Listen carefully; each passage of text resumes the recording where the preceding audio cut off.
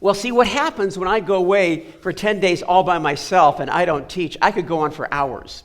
So I've actually tried to give myself some very good notes here so I stay on track. Some people ask why I take notes or why I use notes, and that's really for your benefit.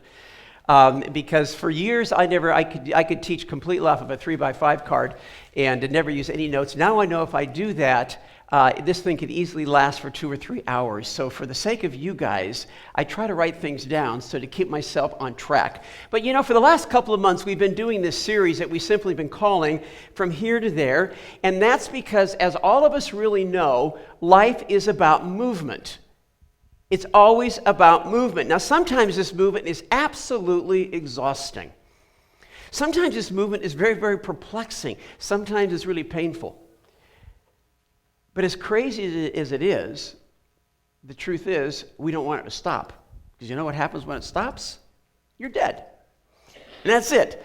So we want life, we want movement to keep on happening. Sometimes we wish we could orchestrate it so it would move exactly how we want it to, but it generally doesn't happen that way. So you take the good, the bad, and you take the ugly. Now in this series, we've been looking at this whole thing from 2 different perspectives.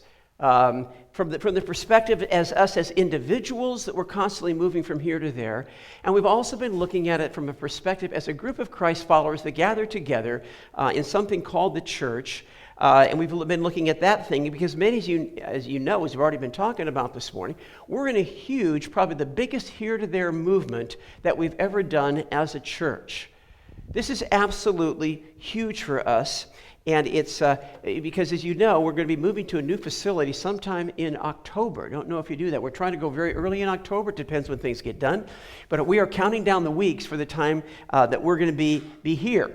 And this has been something, by the way, that has been going on and been planning for, in the planning stages for years. So some of you that just come in and go, oh, you just thought of this. No, we've been thinking of this for years and planning for it for years. We've been saving for it for years. That's why when we started this campaign nearly 4 years ago, it's time. Many of you in this room were a part of it. It just said it's time for greater things.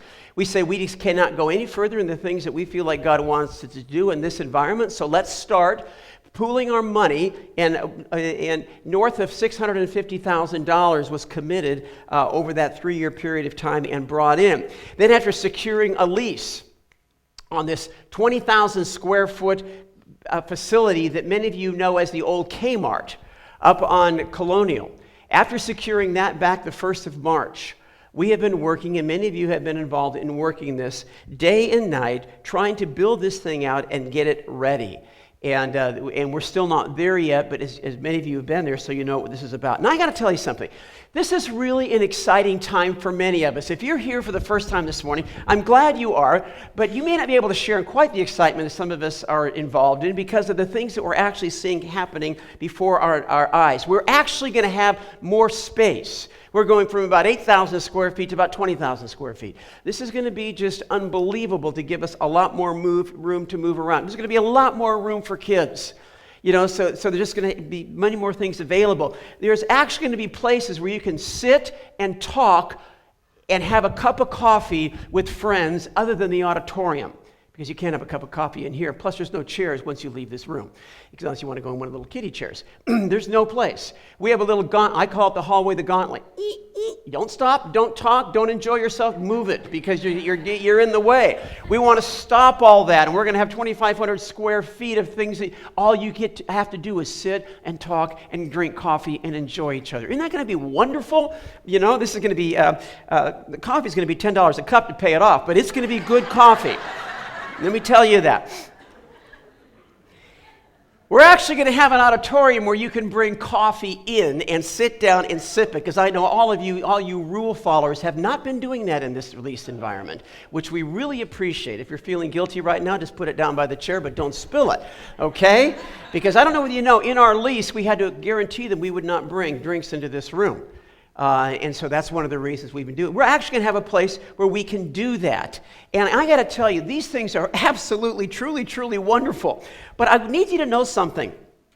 Us moving from here to there is about something much, much bigger than having a nicer place, a more comfortable place, a more convenient place, and having a place that we can drink coffee. This is about New beginnings. I want you to track with me this morning very carefully, even if you have been a part of us for a while or if you're new with us, I want you to listen to this. Let me tell you something. When Joey and I got married 40 plus years ago, we moved into this inky-dinky little place in North Hollywood, California, that I had been renting. It was kind of a mother-in-law suite that had been added on to the back of this house, and it was really small. Of course, there was no garage. We had to park on the street there. And the kitchen was literally 5 feet by 5 feet because we bought the little carpet squares. We only had to buy 25 of them. So you could do the faucet, you could do the oven, you could do the refrigerator, and you never had to move. It was beautiful. It was a beautiful work of art. Of course, I was a vegetarian back then, so all I needed to do was have a juice, and a place to chop up some veggies and some fruit, and I was okay.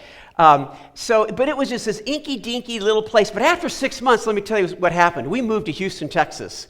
We picked up roots, and we came all the way from LA to Houston, Texas, and we ended up living in this apartment that was actually a little bigger, and it was a whole lot nicer than that inky-dinky little place that we started our life in. But that's not why we moved to Houston. We moved to Houston because it was a new beginning for us, because we became part of a team that was planning a new church around the University of Houston. Several years after that, we relocated again.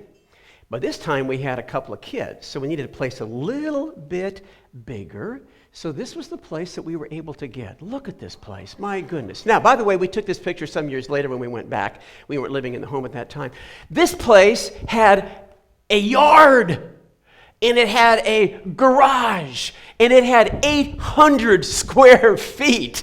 And I want to tell you, man, we were really in hog heaven doing this place. And so we stayed here, but then 10 years later, you know what happened? We moved to the Washington, D.C. area. And by the way, let me tell you, before I tell you the Washington, D.C. area, as nice as this house was, that doesn't mean we moved to College Station. I could have found one of these in Houston. We moved there for one purpose, and that was to be able to start a new church around the Texas A&M campus. Then after 10 years, we made another move. We went to Washington, D.C., and we ended up in this big old farmhouse. Big old farmhouse. And yes, the little one there is my daughter, Abby. Big old farmhouse, okay? It's sitting on 2 acres. It had so much space. But I got to tell you, it was in pretty bad shape. But we got it at a good price. And that's the important thing. We got it at a very good price. But of course, since we couldn't afford, even with a good price, to have all the work done, Joey and I did most of the work all by ourselves. So we started to do all this remodeling and all this working. What we ended up doing was gutting this entire place. And so we took everything out of it. We took the walls, we took the plumbing, we took the electrical out, and we did this entire thing. But let me tell you, after about 6 months, it ended up looking pretty good. But I want to tell you something. That's not why we moved to Washington, D.C. As nice as it was a great place for our family. We went there to be part of a team that was expanding a church across the Washington, D.C. area. And so it's been for us over the years. New beginnings, constantly. Constantly new beginnings, what I call purpose-driven movement. That although these moves often resulted in something more comfortable and definitely more convenient and nicer, that's not what drove our move. What drove our move was a new beginning. And can I tell you something? Without question, every one of those moves were very, very exhausting. They were very, very tiring. They were very, very expensive. And it was a ton of work, requiring us to rearrange our schedules and to work late into the night to pack and unpack and to paint and to clean and to organize and build new things. Life was anything but business as usual during those very difficult times. That's because we soon learned something. We've learned something that many of you have, that new beginnings always have a cost. And if you haven't learned that yet in life, you will. Some of you just can't wait to grow up and get out and be on your own. Do you know how expensive it is to be on your own? Some of you can't just wait to be able to grow up and drive a car. Do you know how expensive it is to drive a car and to run a car? Every new beginning is very, very costly and very exhausting and very hard. So this morning what I want to do is I want to spend the time and focus most of the comments that I want to talk about this morning on the new beginning that we're moving toward as a church. Because I want to go right to the very heart of what we're doing. Because if you miss this, if you get stuck on nicer, more convenient, you're going to lose. You're really going to be very disappointed, actually, when we finally get there. I want to talk to you why we're putting in so much effort and why we're putting in so much money and why so much work. Okay? And if you're new with us this morning, you're going to hear about why this church exists, and you may go, wow, that's what I've been looking for my whole life. Or you may go, I'm out of the pool. Okay? So this is a great morning for you if you're relatively new with us. Okay, now, in the series that we've been doing, as we've been following this series over the last couple of months, we've been tracking with the nation of Israel in their early stages of their movement from here to there, because a lot of the beginning parts of the Bible are about this nation of Israel. And as descendants of Abraham, that's really who they were. The people of Israel didn't even exist. They were simply the descendants of Abraham. They were chosen by God, very uniquely chosen by God, to be the distribution system to the world of his goodness and of his grace. God needed a distribution system. He says, I'm going to take Abraham's descendants and I'm going to raise them up, and this is what they're going to do. But as the second book of the Bible opens, the book of Exodus, we find these chosen people living as slaves under the tyrannical rule of Egypt. And they'd been like this for nearly 400 years. But under the leadership of Moses, what happens is this disheveled mass of, by this time, 1 million plus people leave Egypt and head out across the desert over to the land that God had promised to them. Now, just a few weeks into the journey, what they do is they stop and they set up camp, kind of like a base camp at the base of a mountain. Now, you've heard of this mountain if you've read the Bible very much. It's known as Mount Sinai. It's also called Mount Horeb. It goes by both names, Mount Sinai and Mount Horeb. And they're there for almost a year. They're there at this place for almost a year as Moses gets from God some very, very important things, something that has become known as the Law of Moses, or sometimes just called the Law. And what God gave to them was an absolute thorough understanding of who he was, of how he thought. 10 Commandments is included in this as part of the law.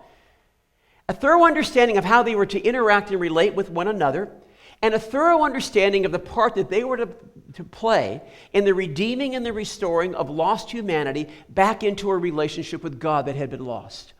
So this took a whole year's time to do this. Years later, the prophet Isaiah, when he was writing about this mission that Israel was on, here's how he described it. Actually, Marcio used this verse, and some of it will be familiar to you, out of Isaiah chapter 49 and verse 6. Here's how what Isaiah described God saying this to Israel.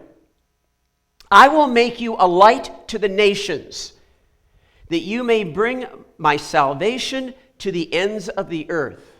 This is your purpose. This is your destiny. I'm going to make you a light to the nations so that you can bring my salvation to the ends of the earth. All right, so they're there for about 11 months. And at the end of that period of time, we read something very, very, very interesting in the book of Deuteronomy. It goes Genesis, Exodus, Leviticus, Numbers, Deuteronomy, the fifth book, a weird name. I don't even know what the name means. Some of you that are scholars know what it means. It's just a big word, Deuteronomy. Okay, so this is the fifth book of the Old Testament, and in verse 6, listen to these words. Deuteronomy 1:6, the Lord our God said to us at Horeb, you have stayed long enough at this mountain. Break camp in advance. You've stayed here long enough. It's time to break camp. It's time to advance in the new beginning that God has for you. Now, you got to understand something here. There was nothing wrong with the here that they were in. In fact, it had been a wonderful here. They weren't moving because it was bad.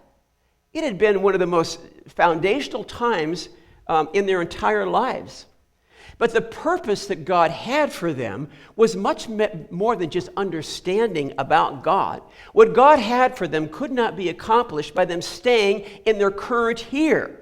They had to move in order to accomplish the purposes that God had for them. Now, you have to understand, this is huge. We're talking 1 million people, 1 million plus people. They've been settled almost for a year. And the thing is that the there that they were going to was going to be a heck of a lot harder than the here that they were in. I'm going to read verse 7 again. God says, break camp in advance. Here's where they're going. Into the hill country of the Amorites. The Amorites were a warrior people. Now they're going to learn how to fight. Oh, can't we just stay here in the desert? It's kind of flat, a little hot, but, it's not bad. We've kind of gotten used to this. Nope, break camp, advance, and it's going to get harder. Boy, how's that a selling point? But you can't do what I want you to do where you are. But it's been a great time. I know it's been a great time, but it's over. Got to advance. You got to keep moving. So they move out into what is often referred to as the wilderness phase of their journey. The wilderness phase. John, can you put that up there? Oops, I'm sorry. That was my bad. My bad. Thank you, John. This is something that is so critical, and I almost forgot to say this.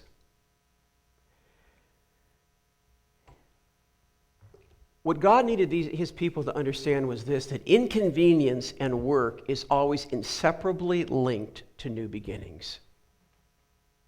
You need to understand this. You need to understand this in your own life.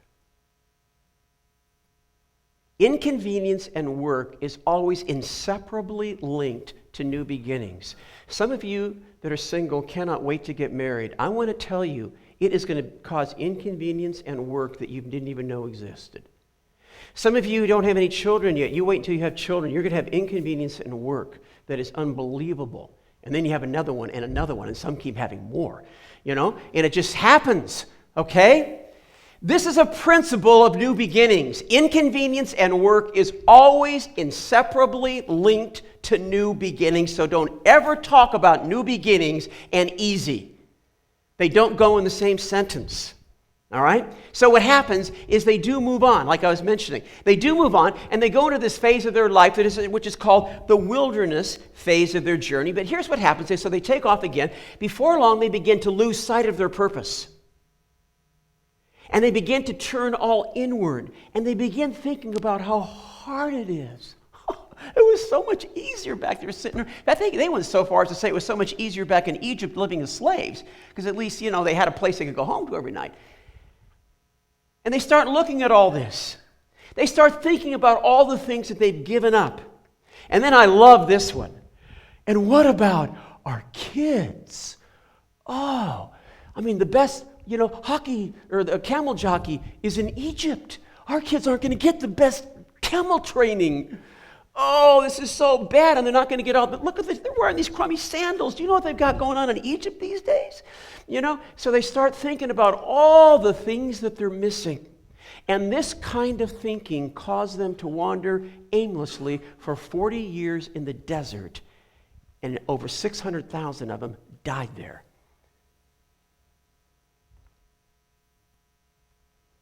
Because they were thinking about, I want to go back. Well, after 4 decades, they finally come to their senses under the leadership of Joshua. Moses has died. And they move into the next phase. And their next new beginning is this: establishing and settling phase. Establishing and settling phase. They had to go into the land that God had given to them. And I want to tell you something. This was a really, really, really hard phase. There were years of exhausting battles and victories and setbacks. But they kept working together, and they had to move people out of the way. And it was incredible. They had to build cities. It was a very hard time. But they kept working together, and finally it happens. And they have their land, and they're established as a nation. And now that the foundation has been laid, and now that they have their land and they have their place, it's time for phase 3.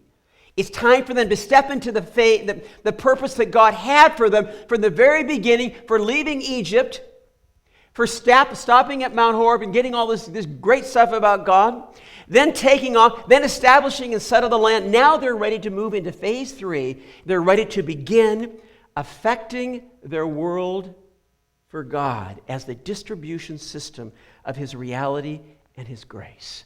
Now they're there. But their new digs begin to take all their attention. And again, they start to turn inward. And they actually begin thinking that this nice land and all the convenience and the comfort was really just all about them. And they were forgetting why God had established them in this land to begin with. Isaiah 49:6. I will make you a light to the nations, that you may bring my salvation to the ends of the earth. They forgot all about that. For years, God tries to get them back on track. He tries to get their attention by sending them prophets. Isaiah, Jeremiah, Ezekiel, numbers of them. But they just aren't listening. He finally allows them to be captured and taken off and carried off by a foreign nation. Then he allows them to return again, thinking they've learned their lesson, and they learn it for a little bit, but then they go right back, and they never get it. So God finally pulls the plug, and he ushers in a whole new beginning. And a couple hundred years later, Jesus is born. After his real unusual birth, which is all part of establishing who he was as the Messiah. The fact that he was born of a virgin, that was talked about, 500, 600, 700 years earlier in order to identify so people would recognize him when he came. Things go silent for nearly 30 years. And then on a Saturday afternoon, on the Jewish Sabbath, Jesus shows up in his hometown. And since it's the Sabbath, he goes to church, he goes to the local synagogue. And I want us to read what happens when he goes to this local synagogue. Okay? I'm going to start in Luke chapter 4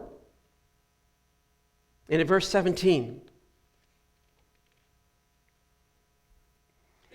The scroll of the prophet Isaiah was handed to him. Oh, a new kid's back. Let's let him read. This is a common thing. They'd hand him the scroll, let somebody read it, because they didn't carry Bibles. They didn't have an internet, so they just had to hear it read. The scroll of the prophet Isaiah was handed to him. Unrolling it, he found the place where it was written, "The Spirit of the Lord is on me, because he has anointed me to preach good news to the poor. He has sent me to proclaim freedom for the prisoners and recovery of sight for the blind, to release the oppressed, to proclaim the year of the Lord's favor." Then he rolled up the scroll, gave it back to the attendant, and sat down. The eyes of everyone in the synagogue were fastened on him. And he began by saying to them, "Today this scripture is fulfilled in your hearing." His first public appearance in this type of environment. He reads right out of Isaiah chapter 61, which was written by the prophet Isaiah nearly 700 years earlier. 700 years before the birth of Christ, saying, when the Messiah comes, when the Holy One of God comes, this is what he'll look like. This is what he'll do. Let's look at what he looked like and what he will do. Verse 18 again. "The Spirit of the Lord is on me, because he has appointed me to preach the good news to the poor." It doesn't just mean the poor and the down and out. It means people that are needy, and they're all over. There are wealthy people that are needy and poor people that are needy. But he said, here's the first thing. Preach the good news. Get the good news out to people. What's the second thing this Messiah was going to do? He has sent me to proclaim freedom for the prisoners. You're so bound and you're so tied up, whatever it is that's going on in your life, I want to free you from all that. He wants to give recovery of sight for the blind. Jesus was going to deal with people's physical neediness. And he did this on many occasions, from food to healing to actually raising people from the dead. And then it says, to release the oppressed. To give freedom, again, release to people that are so burdened down, and to proclaim the year of the Lord's favor. It doesn't mean simply a 365-day year. To proclaim the season, the era of God's favor, that God is reaching out to you. And as you follow through the pages of the New Testament, of the Gospels, you find this is exactly what Jesus was doing.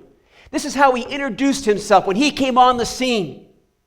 This new beginning was no longer Israel as a distribution system for the goodness of God. It was Jesus himself. God came to earth and said, I'm not leaving it to anybody else. I'm going to do it myself. And so he comes, and this is what he does. Now, one day, a little bit later, when he's in the city of Capernaum, he spent a lot of time in that particular city, word gets out that he's there.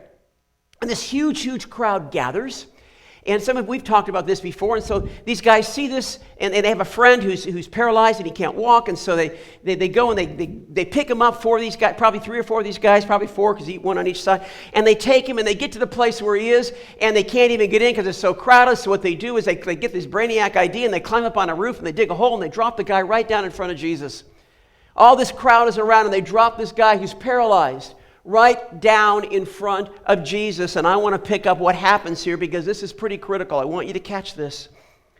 Starting in verse 5.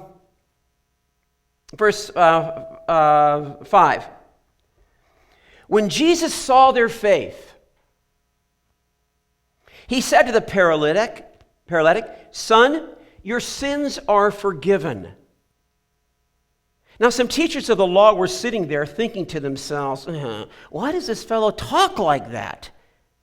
He's blaspheming. Who can forgive sins but God alone? Immediately, Jesus knew in his spirit that that this was what they were thinking in their hearts. And he said to them, "Why are you thinking these things?" "Thinking what things?" "Well, come on, you were thinking it, right? I know you were thinking it. Why are you thinking these things?" And I love this next phrase. Which is easier to say to the paralytic, "Your sins are forgiven," or to say, "Get up, take your mat, and walk"? Both of these things are only things God can do. So what's easy? If you're God, which one's easier? Probably both are pretty tough things. So then you read this. "But that you may know that the Son of Man," which was a name for the Messiah, which is a name for the Holy One of God, God himself, so that you may know that the Son of Man has authority on earth to forgive sins, he said to the paralytic, "I tell you, get up, take up your mat, and go home." He got up, took his mat, and walked out in full view of them all. So he's saying both of these are in the God category: miraculous healing, forgiving of sin. You can't see the forgiving of sin, which I said I just did for this guy, so I'll tell you what, I'm going to do something you can see. So he said, "Guy, get up and walk." The guy gets up and he walks away. Now I want you to look at this next phrase very carefully in verse 12, the last part of verse 12. "This amazed everyone, and they praised God, saying, 'We have never seen anything like this.'" I want that phrase to stick in your head. We have never seen anything like, we've seen religion before. We've seen rules before. We've seen church services before. But we've never seen anything like this. Never. We've never seen somebody who is concerned about the totality of a person's life.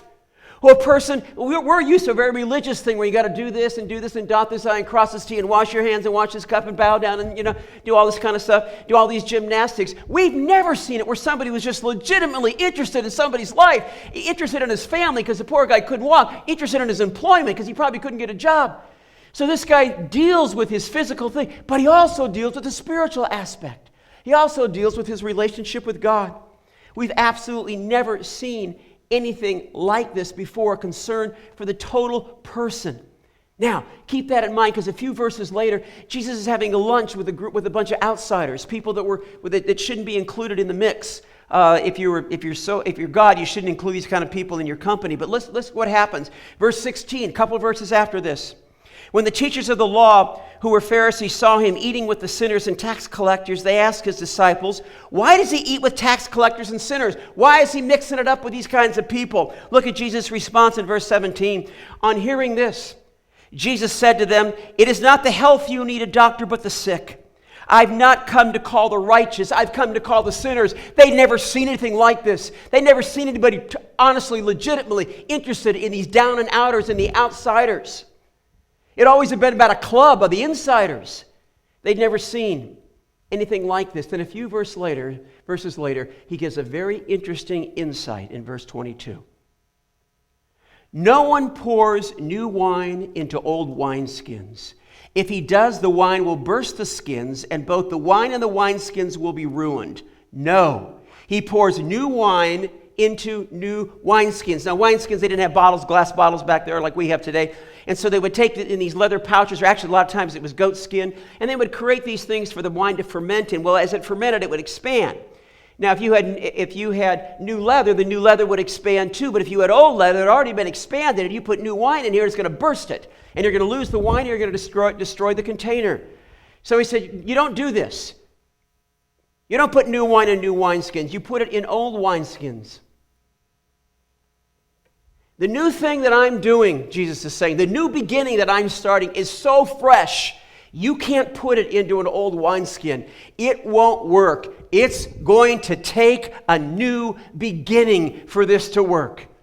It isn't going to work saying, well, it's not going to be business as usual. Within a few years, Jesus is crucified, and he's resurrected.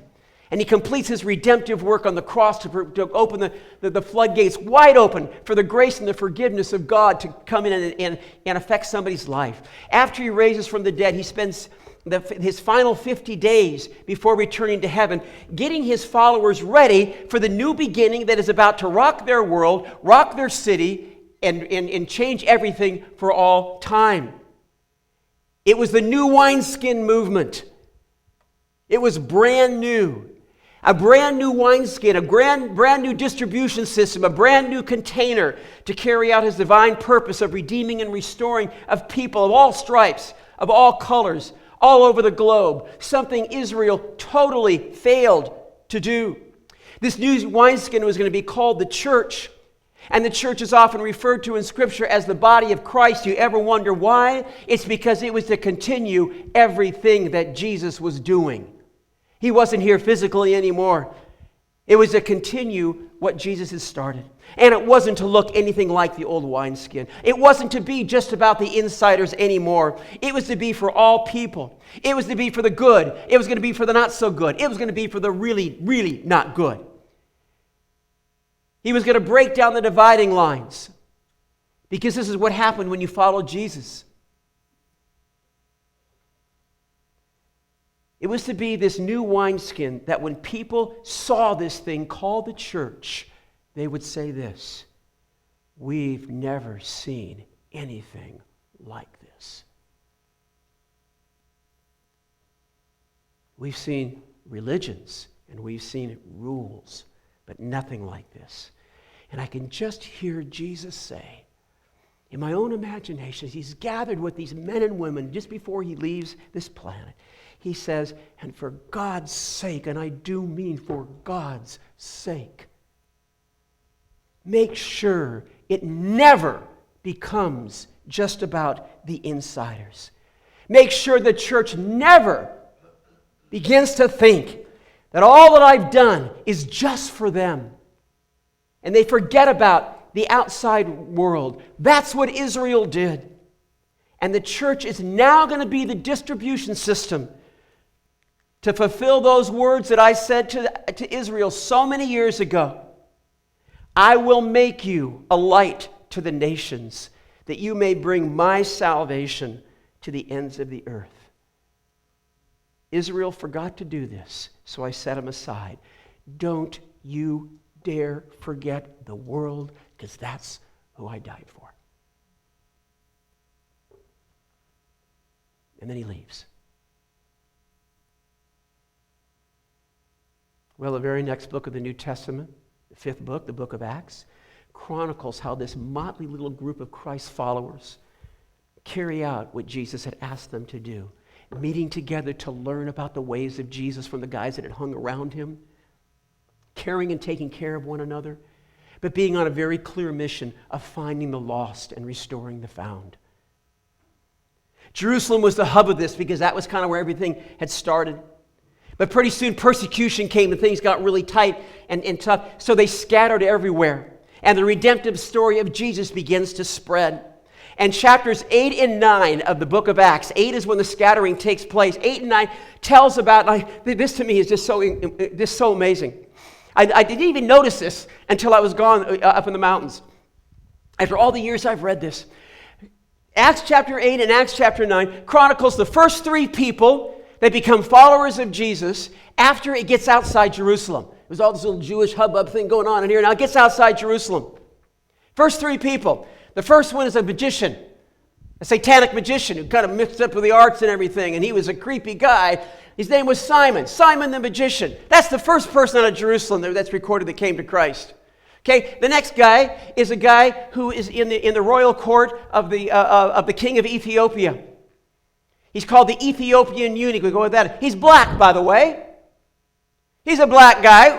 Look at what a black guy in the church, man. I don't know, but he's a black guy.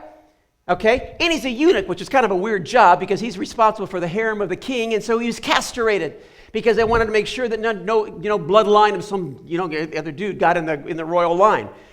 So this is his job. He takes care of the women. He's castrated, and he's black.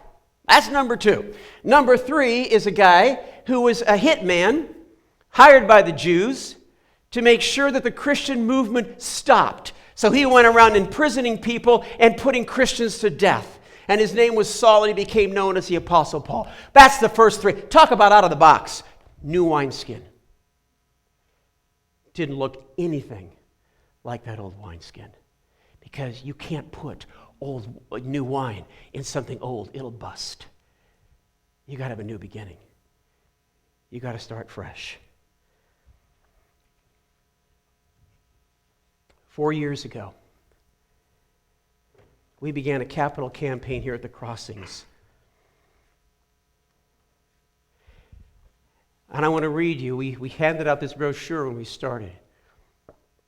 And I want you to listen to the words right out of this brochure. The was of what has happened through the Crossings is a great legacy. The is of what is happening gives occasion for tremendous gratitude for the outpouring of the blessing of God. But the acquiring of a new facility has nothing to do with preserving either the was or is, but of moving to the greater things of what could be. That was penned 4 years ago, and that's exactly where we are today.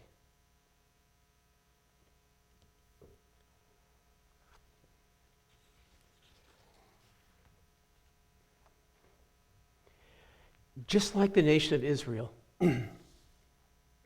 we as a church went through a wilderness season of establishing our foundations and our identity. Currently, we're right now in a very difficult season of establishing and settling into the land. Lots of hard, exhausting work that has to do with raising money, that has to do with painting walls, with moving furniture. All part of new beginnings.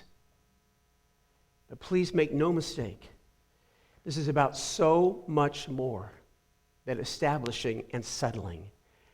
But it's being able to step into the purpose God has had for us and that we've dreamed about for years. To be a place where people look at the Crossings and here's what they say: we've never seen anything like this.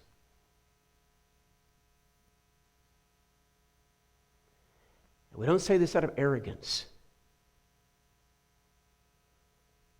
We're not trying to be better than any church. The truth is, we're not trying to be like any, and we're not trying to not be like any. That's a non-issue. We don't want people to say we've never seen anything like this because we've got neat light shows and cool sparklies, and people go, wow, that's really cool. That's not at all what we're talking about. It's simply that the reality of Jesus ought to be something that people have never seen before. And that's what the church is, the body of Christ. And if they don't look at the church and see that, then we're not a very good representative of the name that we carry.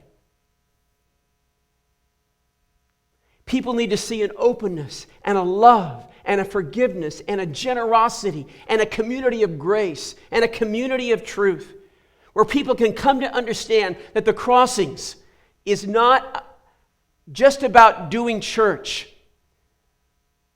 Please get this, that the Crossing is a place where lost people get found, where found people get restored, and where our world gets better. That's what happened when Jesus walked this earth. That's the very first thing he said in Luke chapter 4 of who he was, as he quoted out of Isaiah chapter 61. Lost people are going to get found because I'm here. Found people are going to get restored. And the world's going to get better because I'm here. So let me say in no uncertain terms, that is why we're doing what we're doing. That's why we're spending all the money that we're spending. That's why we're putting in all the effort. And you guys are working evenings, and you guys are working nights and weekends. That's why we're working on creating a coffee bar environment in our lobby, 2,500 square feet that will be open during the week. It's going to take some more legwork to get all this done, but that's the goal. And you got to know something. It's not just for us, so we got to have a nice place to drink coffee. It's a place for the community to come in and we can integrate with our community. A place for conversation, a place for learning, a place for help. And you know what? We're going to need some of you in there. Volunteer sometimes during the days as people come in and start conversations. That's why the next phase of this whole thing, we haven't even started yet, is a student center. Not just for us, but for the community. To help parents in raising their kids. And to create an environment where families can be restored. That's why we're putting 4 ovens in our kitchen, not just for us. Okay? But so we can integrate with our community and be there to help and to feed and to serve. So can I just say, without any apology, if you're looking for a church that is just about you and your family, where you don't have to think about anybody else because it's all just about you, you aren't going to be happy here. You aren't going to be happy here. In fact, I might get pretty frustrated. Because I'm going to tell you right out of the chute, again without any apologies, we will always be a church that is pushing toward new beginnings. And the day we stop doing that, I want to check out and go to heaven. We will always be a church that are pushing toward new beginnings.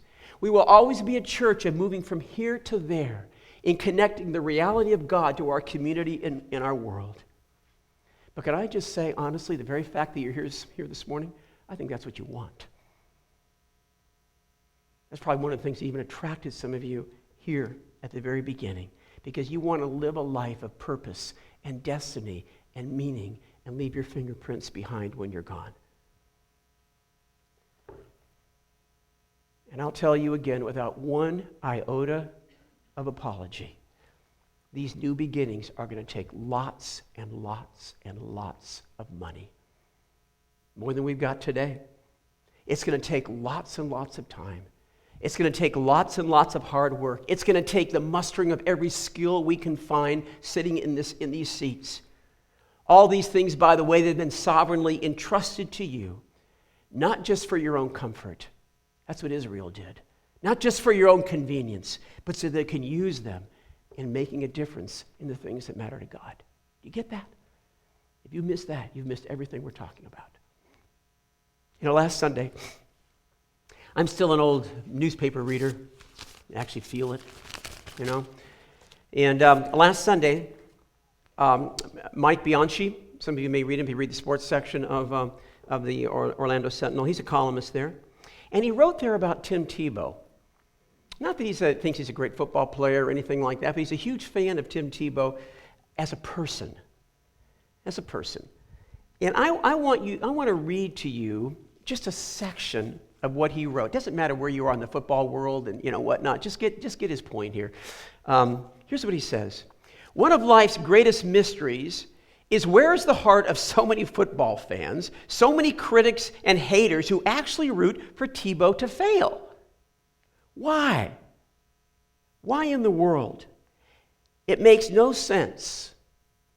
The more visibility he has, the more good he can do. The more hope he can give. And he closes out the article with these words. I guess you could say this is why I root so hard for Tim Tebow to succeed in the NFL.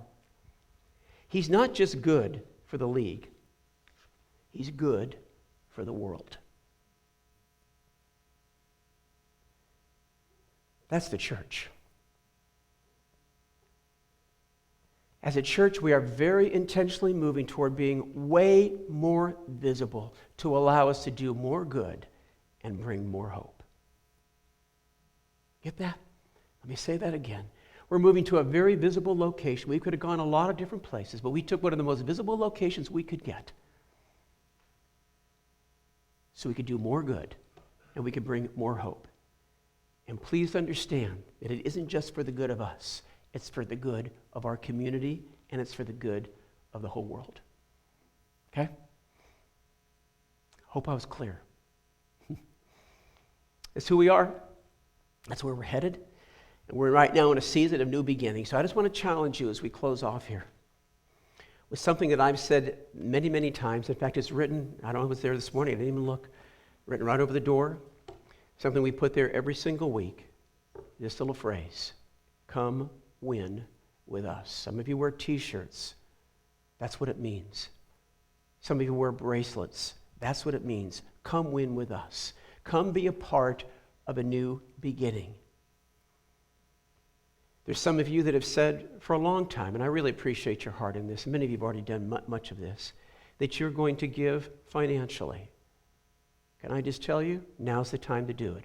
We've got to pay the bills in 5 weeks. So if you were thinking of someday you were going to do it, the someday's here. Okay? I'm not trying to pry any money out of your hands. Some of you have said you're going to do this. This is the time. Just want to let you know that. There's going to be work teams that are going to be going on all throughout this month, almost every night of the week, on weekends.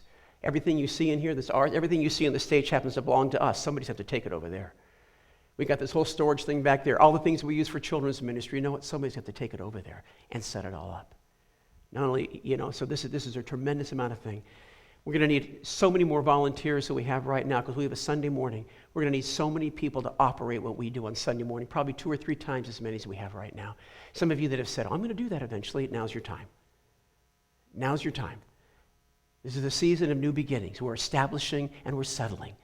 And we want to establish and we want to settle quick because our goal is to affect our community and affect our world. And that's who we are. So you've got a connection card. You've got a green card. And again, during the song we'll have here in just a minute, you can fill this out. But it gives you have a couple of options, on here. And there's a part there for work groups. I don't know when they're going to be. I don't know what's going to happen. You know what's going to happen? You're going to say, I'm busy. Hello, do you think the only people that volunteer are the people that have nothing else to do? The people that are laughing are the people that are volunteering because they know how many things they have to do. Can I say I would like you to view this? If you're part of the Crossings, this is like moving. You put a lot of things on hold. You change your schedule. I'm going to ask you to change your schedule. Change your schedule. Well, I was going to watch this movie tonight. Watch it next month. Let's still be around. Get it on Netflix or something, okay? Well, we were going to go out to dinner. Go out to dinner some other time, okay? Just, you'll live. Don't starve, but, just put it off, okay? This is where we are right now. This is where we are. And I want to know if you want to be a part of some of those work teams. I don't know when they're going to be. We're going to give you a call. We'll put you on a list and we'll say, hey, we're going to be doing this tonight. Can you join us? And if you have to say no, you have to say no. But that's just the way it is. Volunteers on the right side of our card. Every time there's areas of volunteering. And if you got something that's not even on there, you put it down there. You say, I'd like to do this. It's not even on our card. Fine, you do that. Okay? And I want you to turn this in just a minute when we receive our offering. Band, why don't you come on up here? Let me just say as we close, some of you this morning that are sitting in here are still in the category of the lost. Okay? I'm so glad you're here. There's not a better place for you to be on a Sunday morning than right here. Wow. Thank you for not sleeping in. But some of you are in the category of the lost. You're still not connected to God. You read about all this, and some of you may have had terrible experiences in the church. I talk to people every week that don't go to church and says, because of this, that, and something else, I am so sorry. We as a church have done such a lousy job of extending the grace and the reality and the hope and the forgiveness of God. But if you're in that category, man, I want you to connect with God and experience the reality of who He is. And even as we're doing this next song, you simply say to God, God, I want today to be my day. Man, you died for me. I know I violated who you are. Come into my life. Forgive me. Let's get moving, God. I want to experience the life you have for me. And I want you to just make that choice this morning all by yourself. And some of you, probably the rest of you, are in the category of the found that need to be restored.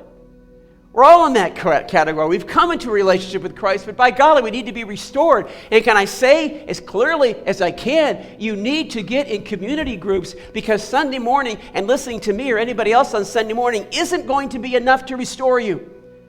It's not going to be enough. You've got to connect with some other people. You've got to have some people around you who know you, who love you, who care for you, who will pray for you, who will be there, because I won't be there. And you're going to get so mad at me because I wasn't there, but I can't be everywhere, and I'm so sorry. But that's why we have these small groups. You need to connect with some other people as these things begin. They're not about Bible studies, although we'll study the Bible. They're about connecting with people who can be there for you and love you and walk you through life and help you with the challenges that you're going to face. Because you're not going to live a challenge-free life. You're going to have challenges out the wazoo, I can tell you right now. And they're not going to stop. And you need this group of people. So you take that Connect card on there, and where it says community groups, if you've never said you're interested, you put a check there. We're not signing you up for a length of time, right? But we're going to get a hold of you. And we're going to find out the right mix for you and the right night for you and the right environment for you and the right location for you and get you connected with some people. Because we're about the lost getting found, the found getting restored, and making our world better. That's what the church is all about. So when people see that, they go, wow, we've never seen anything like this. So I challenge you, win with us. God, thank you. Thank you that you laid it out so clear. You want to bring your salvation to the ends of the earth. You want to find these lost people. You want to use those of us that have been found to help find the lost. And then, God, we want to be restored. We want to be able to be just like you. We want to give freedom to the oppressed and hope to the lost. And God, would you do this? And would you use us to make it happen? We're asking you, God. In Jesus' name. Amen.